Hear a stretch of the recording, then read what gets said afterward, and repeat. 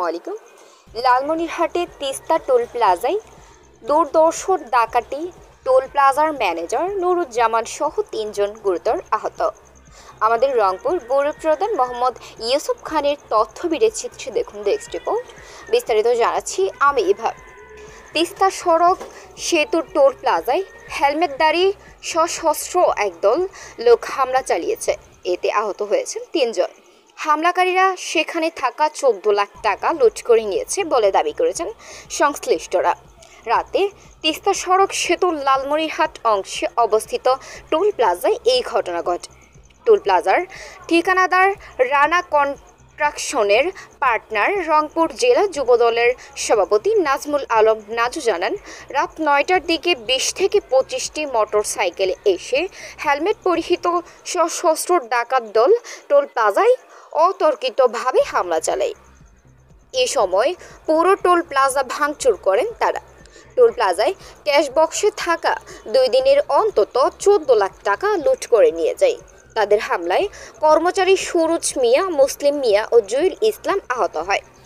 তাদের কাউনিয়া উপজেলা স্বাস্থ্য কমপ্লেক্সে ভর্তি করা হয়। তিনি অভিযোগ করেন, ঘটনার সময় এসআই রওশন আলীর নেতৃত্বে পুলিশের একটি দল টোল প্লাজার ২০ ফুট দূরে টহলে থাকলেও হামলা ঠেকানোর কোনো উদ্যোগ নেননি তারা। কর্মচারীরা পুলিশের সহযোগিতা চাইলেও তারা সাড়া দেননি, বরং ঘটনার পর পুলিশের ওই এসআই টোল প্লাজায় লেগে থাকা রক্তের দাগ পানি দিয়ে ধুয়ে দিয়েছেন। ঘটনাটি খুবই রহস্যজনক। এই ঘটনার সুষ্ঠু তদন্ত দাবি করেন তিনি। টোল প্লাজার ম্যানেজার নুরুজ্জামান তিনি জানান, ঘটনার সময় পুলিশের নীরব ভূমিকার কারণে ডাকাতরা নির্বিঘ্নে ডাকাতি করে চলে যেতে পেরেছে। ডাকাত দলের সঙ্গে পুলিশের সখ্যতা রয়েছে বলে তিনি দাবি করে। এ ব্যাপারে পুলিশের টহল দলে থাকা এসআই রওশন আলী জানান, তাৎক্ষণিকভাবে ঘটনাস্থলে আসতে হামলাকারীরা লুটপাট করে চলে যায়। এই ঘটনায় টোল প্লাজার ঠিকাদারি প্রতিষ্ঠানের পক্ষে লালমনিরহাট সদর থানায় একটি ডাকাতি মামলা করেছেন নাজমুল আলম নাজু। লালমনিরহাট সদর থানার অফিসার ইনচার্জ ওসি নুরুন নবী বলেন, রাতে ঘটনা শোনার পরই ঘটনাস্থলে গিয়েছি। বিষয়টি তদন্ত করেছি। পুলিশের গাফলতি থাকলে তাদের বিরুদ্ধেও ব্যবস্থা নেওয়া হবে।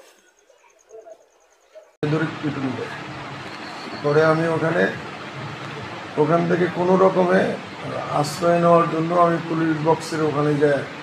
পুলিশের ভূমিকা কি ছিল? আমি ওখানে পড়ে গেছি। পুলিশ বক্স তো ওখানে আমাদের পুলিশ বক্স আসলে ওখানে টোল প্লাজাটা নিরাপত্তার জন্যই ওখানে পুলিশ বক্স দেওয়া হয়েছে। এখন ওনারা ওদের ভূমিকা একবারে নীরব দর্শকের মতো ছিল, এবং ওখানে যে দারোগা হিসেবে রওশন সাহেব ছিলেন, ওনার ভূমিকাটা আমার কাছে খুব সন্দেহজনক মনে হয়েছে। উনি ঠিক ওইভাবে ইচ্ছা করলে এই দুর্ঘটনাগুলো এড়াইতে পারত, তো ওনার ভূমিকাটা একদম ভালো ছিল না। আমার নাম মোহাম্মদ সুরুজ্জামান। আমি পেশায় একজন সাংবাদিক। তো আমি সাংবাদিকের পাশাপাশি আমি তিস্তা টোল প্লাজার ম্যানেজমেন্টের দায়িত্বে আছি। আমি